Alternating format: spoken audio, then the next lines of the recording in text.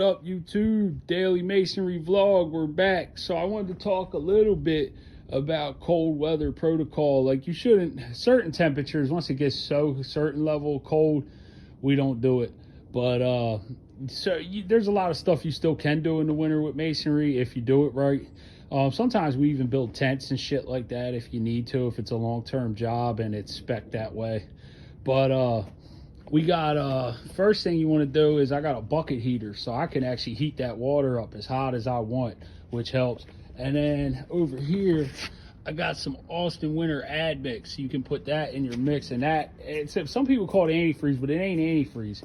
It actually accelerates your mix time, so it accelerates your cure pretty much. It's kind of, it works like that, you know. So you put that in the water too.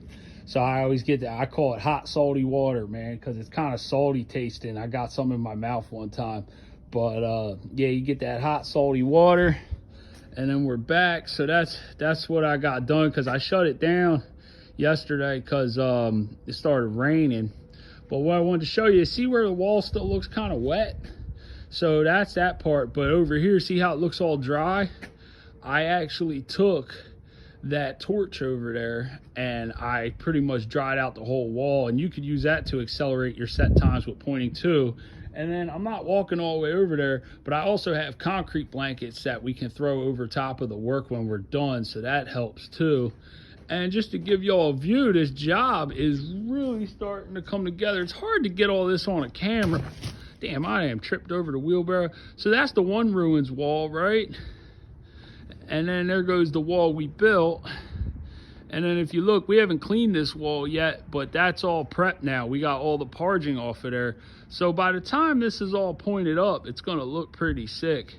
But yeah, so I'll probably do some more how-tos on pointing today, and just try to keep this job moving. But yeah, the torch, if you can get some heat and some hot water and some concrete blankets and know a little bit about what you're doing with the cement, you can still work to certain temperatures. Once it's going to get really cold come the weekend, so we're going to stop probably pointing today, but give it some time to cure up. But yeah, you do what you got to do sometimes, man. So that's my experience with that, and I'm gonna keep on pushing. Thanks, guys. Yo, what up, YouTube? I'm back. I'm gonna try to do somewhat of a speed run.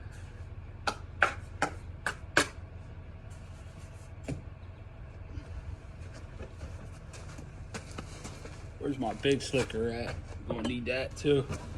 So I wanted to show you, sometimes you get like a big gap back in a wall and you need to put a piece in. So you get these chips you leave around, so you can do that too. Just get that shit in there.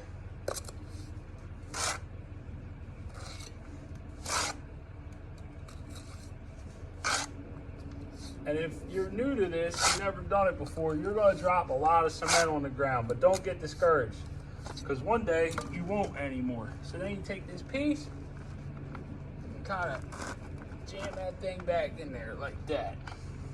And then I can point around it. It looks like a stone that was always there. There was actually some other pieces, but it was like this bunch of chips. It was pretty gnarly. It was gonna be hard to actually point, so I pulled them out and put something else in. Pack that stuff in there real good.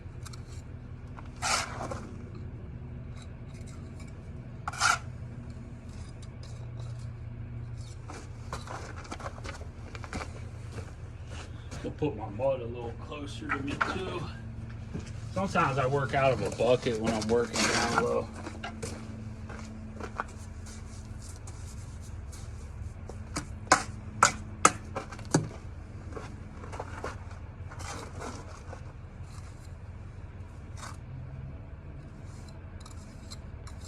Yeah, and this wall, I understand that it's not the nicest wall in the world, but I'm also trying to show how you can put a little love and care in the wall.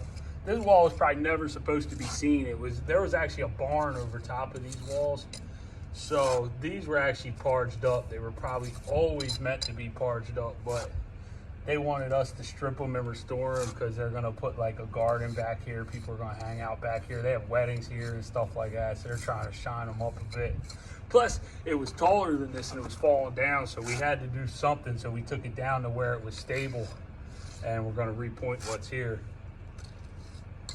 This is not art project masonry. This is just basic restoration masonry, but I'm still gonna do a nice job on her. Sometimes you got something like a piece in your way you didn't get when you were chipping, and you need to take your good old handy dandy brick hammer, just hit that shit like that. Kind of blow it out a little bit.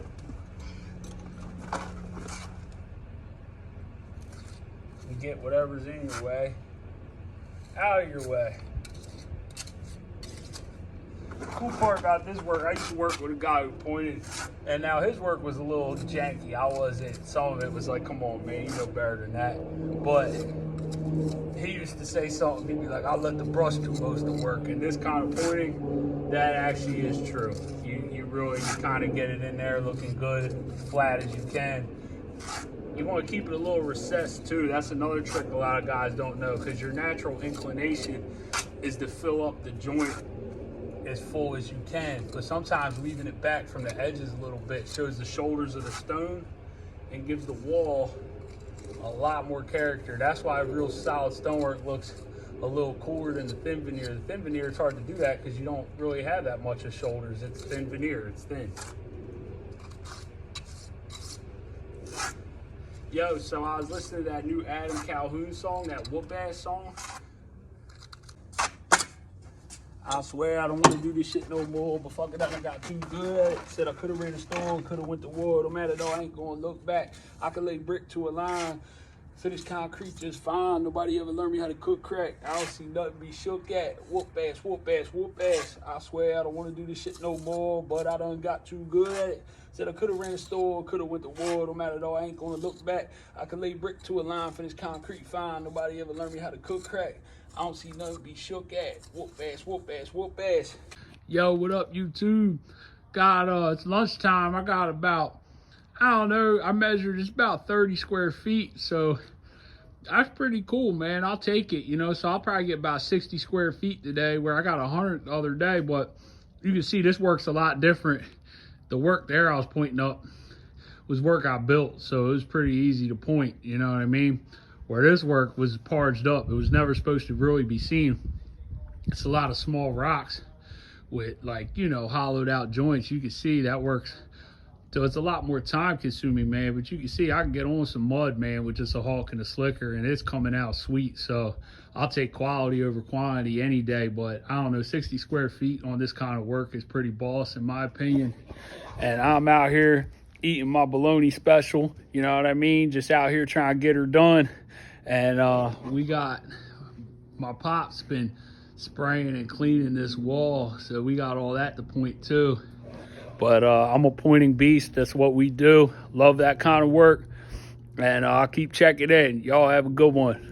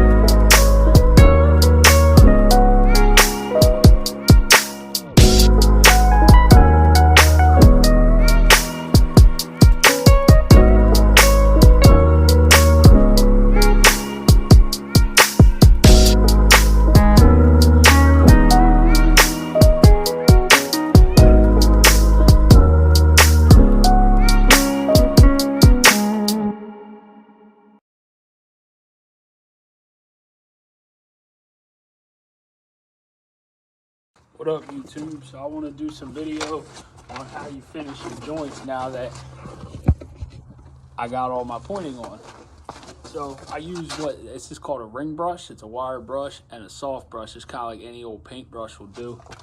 And this is what's going to take away all your sins in the work, like any joint marks, any stuff you smeared on the stones, all of it.